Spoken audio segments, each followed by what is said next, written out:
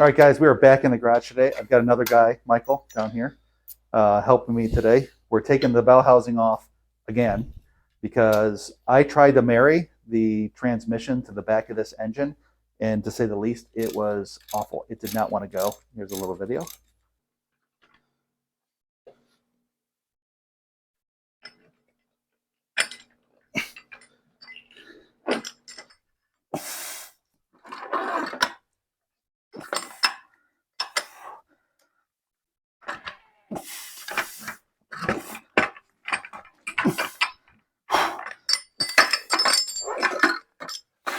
So I bought myself a new alignment tool. I'll show you that in a second.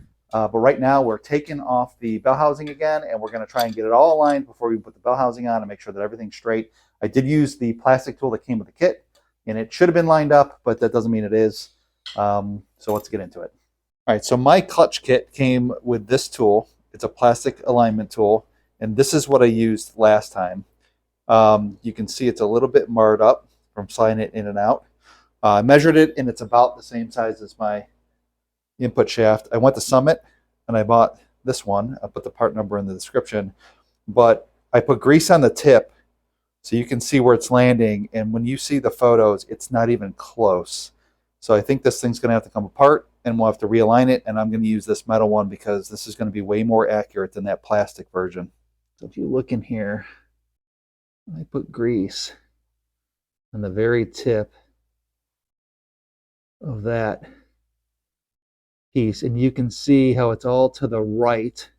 So you see the brass in the very top left, that's the outside of the pilot bearing, and then the silver part is actually where the needles for the pilot bearing sit, and you can see that tool is way to the, I guess, to the right. It's more like in the 4 o'clock position.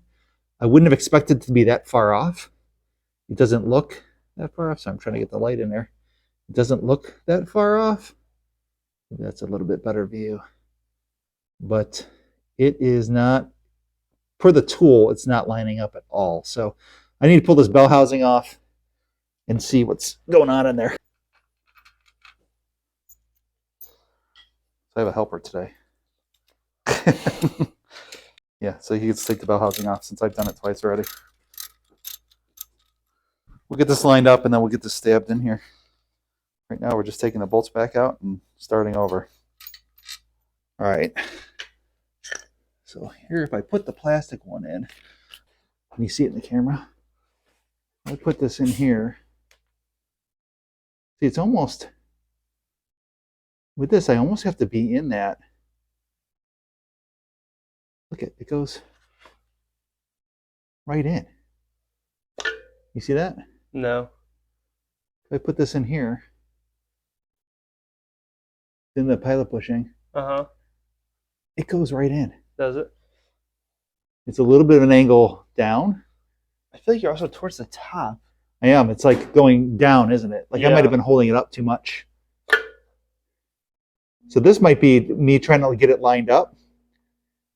But if it hits the splines, then it must have been. You want to try that metal one? Yeah, so let's try the metal one. Give me that grease.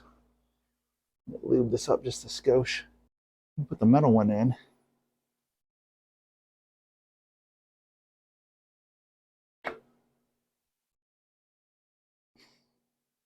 Not sure how far it's actually going in. It's only going in. It should go in further. That's the issue, is it's not going in. If I look at the angle, I feel like it's going down in here. And it's not centered in this hole. I feel like it's up. And this isn't going all the way in. Like, this needs to come down. All right, so I think the verdict is we're going to realign it using this metal one and throw this in the garbage. So this means the clutch and pressure plate need to come off again, which means we'll need to remeasure. We'll need to do a lot of stuff over again, at least to verify. All right, so we're putting the bell housing on, hopefully for the last time. And then Michael's going to help me stab this transmission in the back.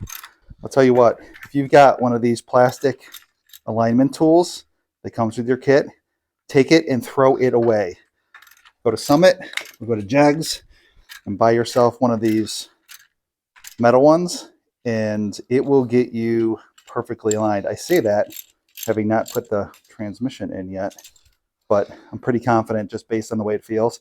That plastic one allowed me to hold it at just a little bit of an angle, and it wasn't 100% lined up. It would go in, but it was super, super tight, not right. So we took it apart, put it all back together, and now we're finishing up, and hopefully the next part of this video, you'll see us stabbing it in.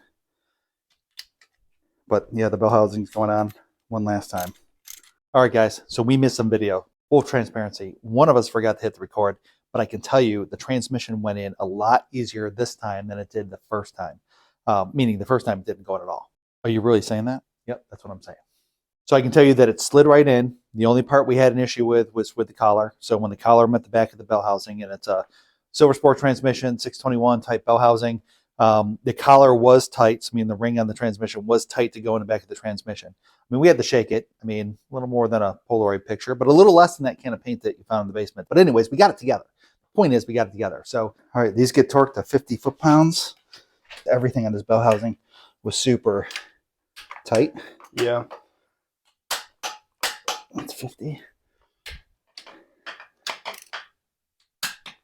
That's 50. 50. 50. I'm going to get it high enough to go to the front of the car. I'm going to need your help swinging it over. Just don't get under it. Okay. How do you want to swing it? I'm going to break the axle with this right corner. Okay. And I want you to, we're going to kind of do this. We're going to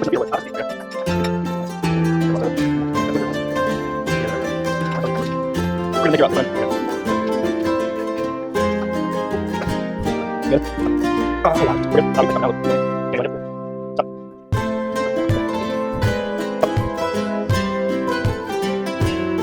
It looks pretty good.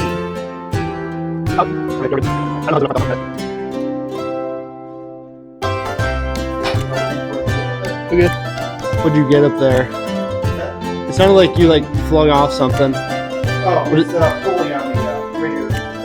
Okay. Of course. It's like loose. I'm going to come back towards you. Okay. Away from me. Yeah. As you can see, the engine is now in the car. Actually, no, maybe you can't see. The engine is now in the car. So now that we've got it in the car, I lost my helper. Let's make sure that it's straight. And if you didn't see, actually you didn't see because I never posted the videos, you didn't see what happened to me last time. I actually had 2 different motor mounts. Yep, I did it. I had 2 different motor mounts because I didn't check. Bought a kit from Energy Suspension online. Engine never sat straight. I couldn't figure out why it sat straight. When I got it back out, I figured out they got 2 different motor mounts. So anyways, now that we've got the right motor mounts in and we've got the engine in, I left the adjustable motor mounts loose so that we can move the engine back and forth. Maybe not so much, up here, but back there. All right, so now that we got the engine and transmission in the car, I'm gonna go ahead and take a measurement from here, the tail shaft, to, wow, that's really bad. We'll just point over there. From here to the frame on that side, and then on this side, and make sure I'm semi-even or straight. If you look towards the front, it's pretty level, meaning side to side. The car's not level, but it's pretty level. I'm pretty happy with where it's sitting. And you can see with my Holley oil pan, I don't scooch like I used to. I got plenty of room to cross member. Everything fits nice and tight though. I'm pretty happy with right now how it's all fitting. So let's go ahead and get a measurement down there and make sure that we're in there straight. And then we'll tighten up these guys. It's just kind of sitting on there right now on the cross member. And we'll have to figure out, wow, this is really rough. Whew, too many Christmas sales. We'll have to figure out which one of these holes is going to line up. Yeah, that's right. It may have had a transmission or 2 in its lifetime. And then because it wasn't sitting straight, these were the last 2. And you can see it's not even close. I can tell you the engine is sitting back a little further this time than it was last time, probably about 1/4 of an inch. Need to make sure that doesn't mess up my length on my drive shaft. I do have room, as you guys can see up here. I do have room if I want to go forward, I still can. and I still might be worth putting a cherry picker back together and giving it a yank forward to pull everything forward if I need to. But yeah, let's take a measurement and see where we're at. Hey, just to give you guys an idea of how nicely this Tremec fits in this A-body, you can see it's a little marred up from us trying to fit it in there, but this housing fits in there pretty nice. I got a pretty liberal hole opening, but this is the passenger side, and you can see it it fits pretty good. It's nice and tight. Everything is nice and tight, fits in here just like it's supposed to. I'll get a better look up here. See, I do have room if I do want to move it forward. I could go that 1/2 inch, but yeah, we're just gonna see where we're at. So just measuring from the tail shaft to the frame rail, I'm sitting at like 24 1/8. I don't know if that's what it looks like in camera, but that's where I'm at on this side. We do a walk by. My son's working on it. Rebuilt that carburetor. In the process of rebuilding the the other one, because there's supposed to be two, one there, one there. He took it to school with him, so in his free time when he's not studying, he'll be working on that, because you can see he's got a little issue with the gas one and not staying in. So he'll keep the gas in, and hopefully by this summer we'll have this thing up and running again and put some videos on this. All right, here's the view from the other side.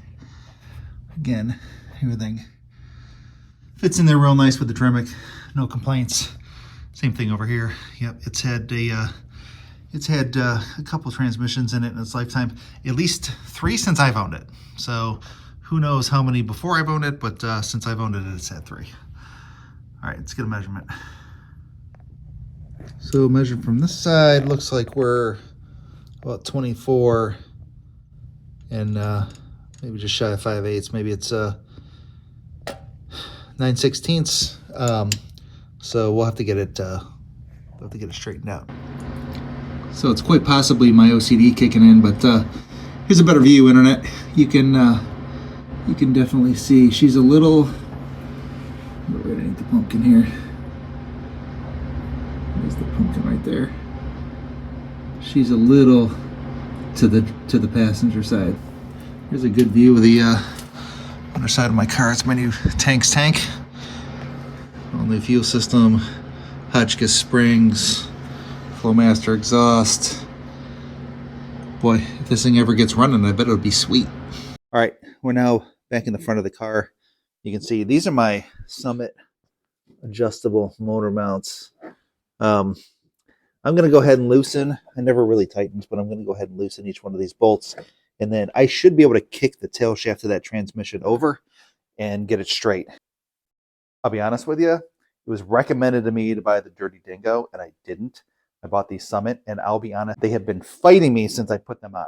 They don't 100% fit. There's a bunch of extra room in the front that I don't even know. You'd have to set your motor back 3 inches. I don't know. They give you a lot of adjustability, but they are not great. So just a word of the wise, do your homework. Again, word of mouth means a lot, and I should have probably made different choices. That goes without saying. There's a lot of different choices I should have made. Like what you had for breakfast? Yeah, including that. Different choices.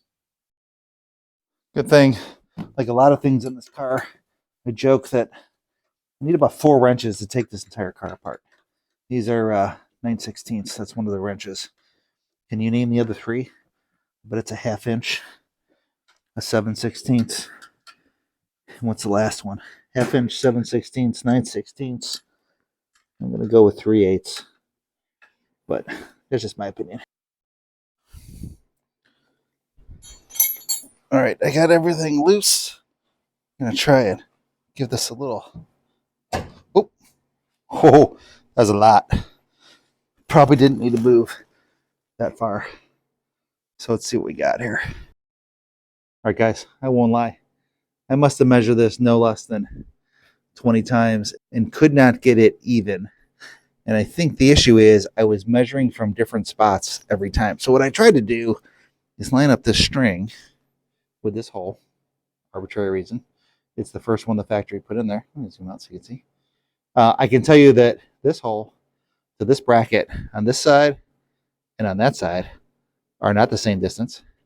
But we're going to go with this hole because it looks like if I look down this string, get the camera over it, that's what I'm seeing. I'm right on the end of that tail shaft. So now I'm going to use this string is where I'm going to measure from. So this way I'm not sliding my tape measure, that way or this way, because if I do that, I'm a little bit longer or a little bit shorter, depending on which way I put my tape measure. So let's go ahead and do this one last time. Let's put it in the middle and let's be done with this. That's an E. All right, again, back to the rib in the middle. Yeah, 24 and 5/16. Right? All right, lining up with the rib in the middle of the tail shaft to here, I'm at 24 and 5/16. Yeah, so 24 and 5/16. 24 and 5/16. It's like the middle. Oh, you should see what it looks like from down here. Yeah, it looks like the middle. All right, so now we just reverse the process. I'm going to tighten these adjustable. You know what? Let me get you down here so you can actually see what we're working with here. All right, that's what we're dealing with these adjustable mounts. Hopefully this is a better view. So now I'm just going to snug them down. There's a torque spec. I'm going to ignore it for now and just tighten these 9/16. Another thing I did is I put some lines where I started. A little bit fat, but put some lines where I started. You can see this side really didn't move at all. But just to show you from where I started from, this side, oops. I don't know what's happening with my phone. But this side, you can see we went just a hair forward, which is every bit of okay. Reason being is I have room over here. I really did not want to pivot and send this side of the block back because I've got this AC delete box, a real nice one, and we're close. The last time I had it, I could put my finger in there. This time I can't, so we might be pulling this forward just a hair. Last but not least, we'll tighten the other side. We'll measure for drive shaft length. If the drive shaft length is similar to where it was before, I'm guessing it is, we're going to call it good and leave it right here because I can't see myself ever pulling this head with the engine like it is. So, all right, now that we got the transmission where we want it, a couple things we want to do is lock down the transmission mount underneath. Also, these adjustable motor mounts have a torque spec. So I want to use thread locker and torque to 30 foot-pounds.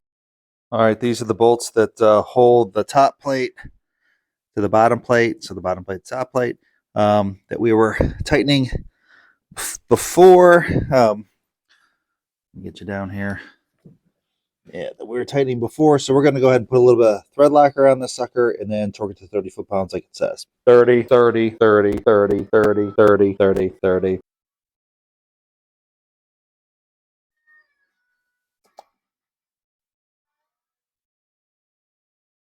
Better.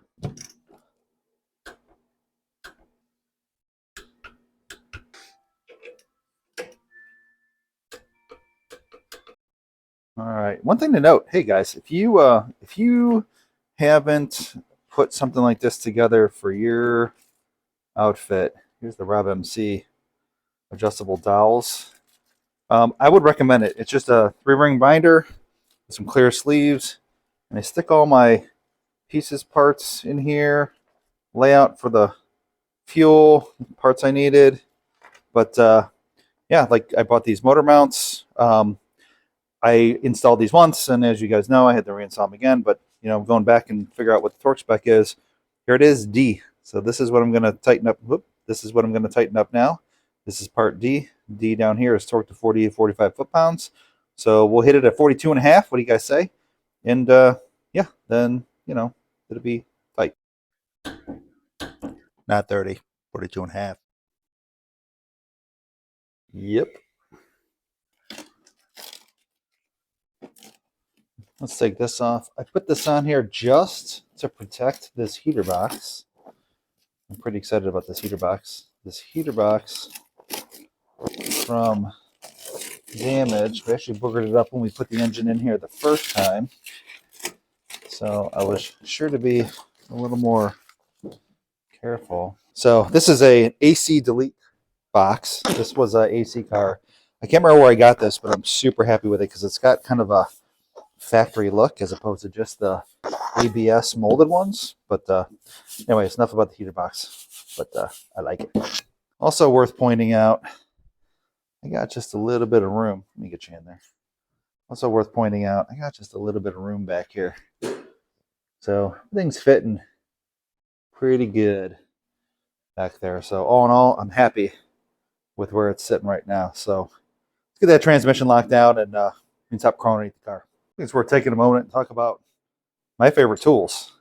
So you can see these are all 3/8 drive sockets or socket wrenches, but there's one distinct difference. It's how you change direction. And this one, this Craftsman, nothing special, is my favorite. These work. This is another Craftsman. This is an old S&K unit. You can see right there. Nothing wrong with it. It works, as does this one. But you could tell actually by the chrome being wore off this one down to the copper that this one is my favorite. This thing has been my workhorse, and I love it. If you got a favorite socket wrench, go ahead and put it down there in the comments. Let me know what brand and why it is, but leave me a comment. Like I said, this is nothing special, just a good old Craftsman unit, and yeah. Oh yeah, even better, made in the USA. Thank you, Craftsman. All right, so now we're going to check length. I just want to verify that what I bought from Henderson Driveline, that's a local place out by me. Anybody in the market for a drive shaft, go see Terry at Henderson. They're absolutely awesome. Got to turn around a couple days, and you're going to get a quality product from them. Talked to Terry, and he recommended what yoke to get that matched my Tremec transmission, and also what to do as far as U-joints go in the back, so that when they built the drive shaft, it had the right U-joint on the back that matches the rear end. He recommended the smaller because he doesn't like the combo units, which I appreciate. At some point, I am going to have to upgrade that rear end. At that point, I'll upgrade the U-joint also to the bigger style. But anyways, long story short, so I bought my transmission from Silver Sport, and they show you how to take a measurement. Henderson Driveline was exactly the same way. I just use them again because they're local. You measure from the flange of the transmission to the face of the pinion yoke at the rear end or the pumpkin, differential, whatever. So we'll take that measurement. This is what I got last time. We did monkey with the motor just a little bit. So I'll verify we're still in that 56.25 range where we were, and we'll go from there. All right, guys. So that measurement, like I said, is from the face of the rear of the transmission, which is there, and the rear pinion, which I've got one of the U-bolts off, as you can see. We're going to go ahead and give that, let's get that in the middle of the picture here. Swap places with the light. There we go. There you guys can see, which is right, trying to point right there. So we'll measure the face of there to the face of transmission. We'll get that measurement, and then we'll verify the transmission length.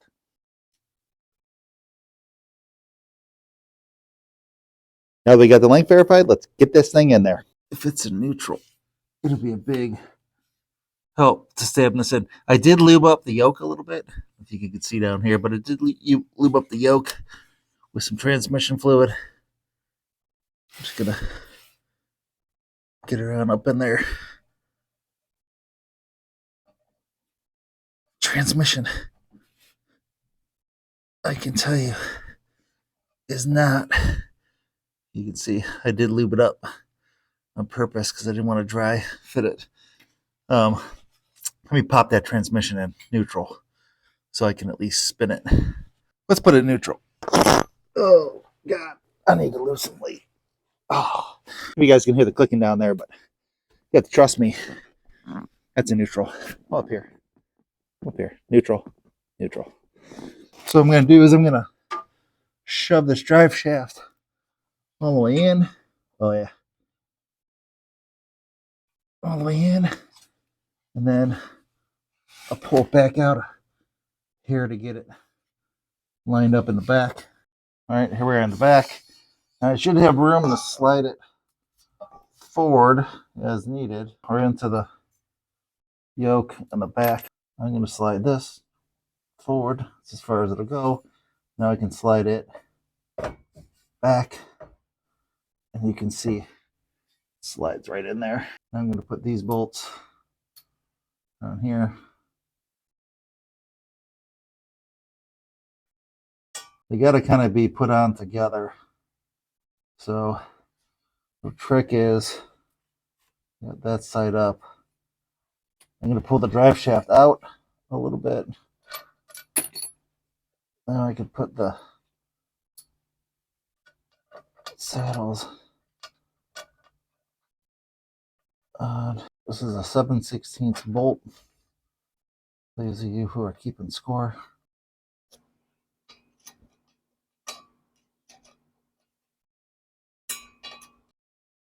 All right, you're going to want to make sure that that U-joint is tight. You can see that there's a little post there that it rests against, and then these two bolts go in. Spec is 17 foot-pounds. I'm going to go ahead and torque these down, and we're going to call this good. It's in. All right, with the drive shaft fully seated into the rear end, this is what the front looks like. Again, this is how Henderson Driveline made the drive shafts for me. I'll zoom out there so you can see. So those of you who are worried about pinion angle, I'm going to say, yeah, that much. Last but not least, I got to bolt this transmission cross member down to the frame. You can see that this car's had a couple transmissions in it in its day. I think it's had 3 in it since I've owned it. Or I should say this is the fourth one it's had since I've owned it. I'm going to reuse these holes, but I got to move them in. I'll probably end up slotting them or just drilling right next to them. Tell me in the comments what you would do. Would you start filling some of these in? I don't know at what point I start weakening the frame, adding all these holes, but long story short, the cross member is slotted, but out this far, there's not much material, so I'm going to have to drill another hole. I'll probably end up doing the same thing on the other side.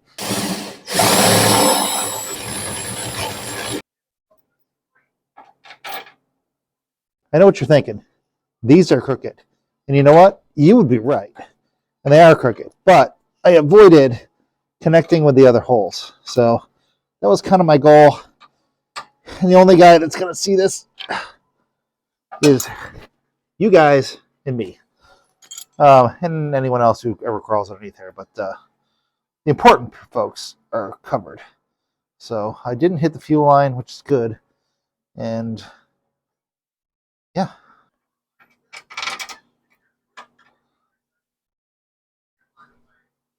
All right, guys, that's going to do it for this video. We got the engine in, got the transmission in, it's sitting in the car, it's all bolted in. Keep an eye out for my next videos where hopefully you'll see this thing running. Also, I have a couple cool things planned. As you guys know, I had some fuel injector issues. So I bought some Wizardry, this apparatus that's supposed to test those, clean those, and verify that those are working. So stay tuned for that. We're going to go ahead and build an apparatus where we can build some oil pressure, and we're going to pre-prime this before we fire it up. So keep watching for those videos coming out. Do me a favor, hit the like button, hit the subscribe button. More importantly, hit the like button because that really helps a guy out. So hit that like button, and we'll see you